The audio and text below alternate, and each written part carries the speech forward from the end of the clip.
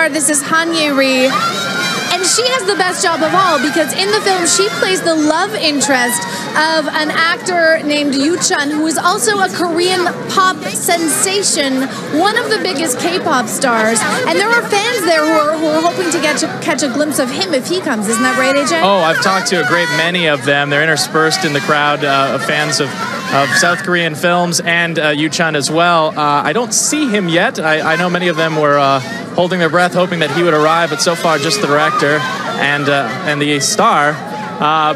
Cool. Now, Ye-ri has a tough job because as the love interest of a massive pop star, she's gonna get probably some hatred from chunsas, is what they're called. Yoo Chun's fans are called chunsas. So I'm gonna ask her when she comes over here if she's felt the wrath of the chunsas yet. I'm curious to know because I grew up on the Backstreet Boys, on NSYNC, on Hanson. I am a boy band expert, if you will.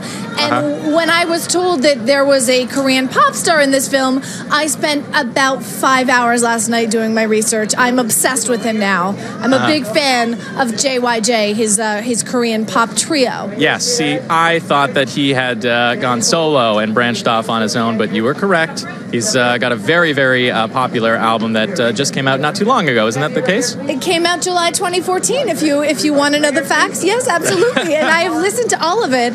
And it's spectacular, AJ. It really is. I think one of the big songs on that has got to be Backseat, right? Look at us. Look at us. Dropping all the knowledge here at TIFF 2014. Dropping the K-pop knowledge on all of you. We've just been talking a lot about your co-star, Yoo Chun. He's a big, famous K-pop star in Korea. 네, 너무 유명한 친구고요. 함께 하게 돼서 저도 너무 기쁘고 그리고 해무에도 좋은 영향이 있지 않았나 싶어요.